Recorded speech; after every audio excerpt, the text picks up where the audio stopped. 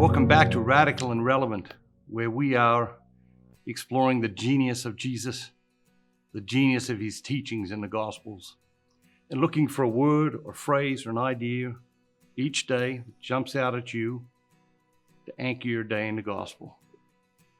Today's Gospel reading comes from John chapter 21, verses 15 through 19. When they had finished breakfast, Jesus said to Simon Peter, "Simon, son of John, do you love me more than these?" He said to him, "Yes, Lord, you know that I love you." He said to him, "Feed my lambs." The second time, Jesus said to him, "Simon, son of John, do you love me?" He said to him, "Yes, Lord, you know that I love you." He said to him, "Tend my sheep." Jesus said to him a third time, "Simon, son of John, do you love me?" Peter was grieved because he said to him a third time, "Do you love me?" And Peter said to Jesus, "Lord, you know everything. You know that I love you." And Jesus said to him, "Feed my sheep. Truly, truly, I say to you, when you were young, you girded yourself and walked where you would. But when you are old, you will stretch out your hands, and another will gird you and carry you where you do not wish to go." This he said to show by what death he was to glorify God.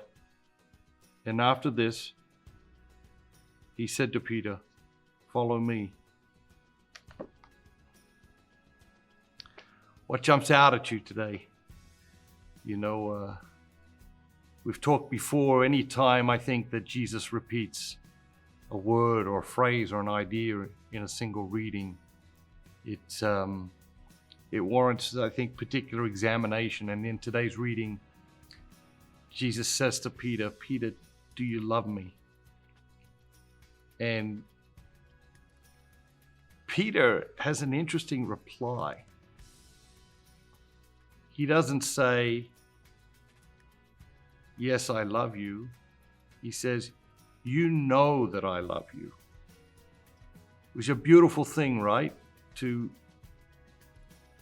believe that God knows that you love him. And I think very often in this world, people are wanting us to prove our love to them or our respect for them or something else in all sorts of different ways. And Peter has this beautiful relationship with Jesus where he's able to say to Jesus, "You know I love you, Jesus. I don't feel like I need to prove that to you. I don't feel like I need to go out and do anything." It's a really interesting thing because we live in a culture of performative love, and one of the things I've noticed with my children, very important for them for us not to drag them into like performative love. Like if you do well in school, then we'll pay more attention to you or give you more love. But a lot of us were raised that way. We've talked about the idea of, what is your love contract? What did you have to do to get love as a child? And with God, we don't have a performative relationship around love. He loves us.